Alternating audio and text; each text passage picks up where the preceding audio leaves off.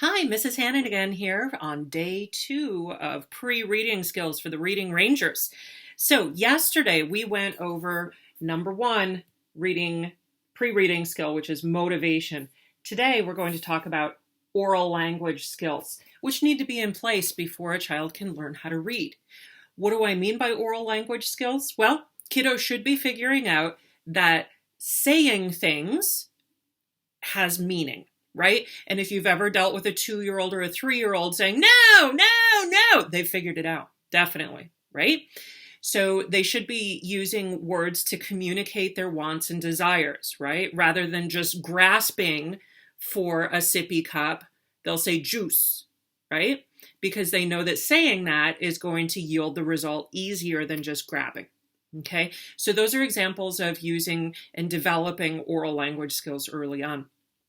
As a child progresses, all right, they'll be able to start answering questions about stories that you've read to them. And that's where it really starts to come into play with early reading.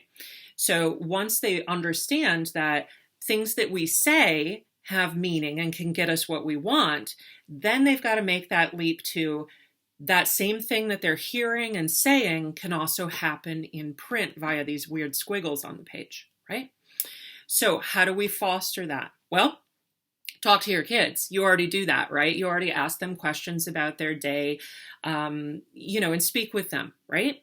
How do we foster that with reading? Let me show you. Start asking questions, okay? Kiddo will start asking questions about a story, and if they don't, you can help them along. What do you think is going to happen next? Is that a good guy or a bad guy in this book? All right. Is that naughty? Right? Those open-ended questions. What do you think about that story? Did you like it? Why? Okay. A child should also be able to kind of recall a story and be able to tell you about it. Not like, first, next, then, finally, mom. Okay, they're not going to do that. But they should be able to tell you a little bit about the story. All right. How can we foster that? Oh, this is where I live, is retelling stories via puppet play, right? Or little paper dolls or cutouts to retell a story, right? You've also got dolls, Legos. In the classroom, we use something called a flannel board, all right, where we stick characters on there, like something like, Little Red Riding Hood. Boy, the kids love to retell Little Red Riding Hood, right? So, and it can be as creative as you want. I swiped a few things to show you what that might look like. So let's say we're doing The Very Hungry Caterpillar. This is a super favorite book of a lot of kids, all right? And we've read it for the 1000th time, right? Kiddo's got a good handle on it.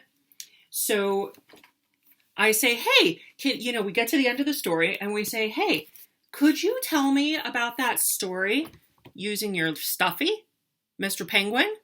Well, Mr. Penguin likes to eat and eat and eat. First, he ate an apple. Next, he ate a... Right? So kiddo can tell you using things much easier than they can using words. So a lot of times the things help the words come. And that's how you can develop that oral language as it relates to reading. Okay? Retell with stuffies, like Mr. Penguin here.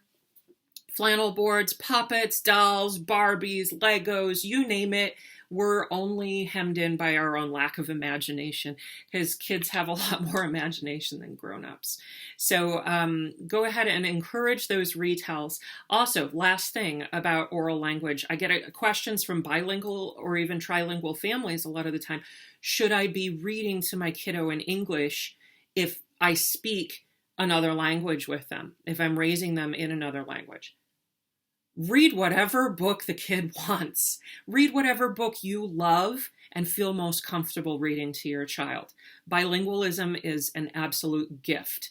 So you do you, all right? And again, what's the number one thing you can teach your kid? Book love. Okay, so don't worry about that for an instant. If you're not comfortable, for example, reading in English, then don't. Okay, read your favorite books from your childhood in your mother tongue. That's perfectly fine, and I promise it won't screw up your kid. Okay, it might take them a few more months to read because they're learning in two separate languages, and that oral versus written language with two of them needs to be sorted out. But that's okay. It's an incredible gift. So, any questions? Let me know. Penguin and I will see you next time. Bye bye.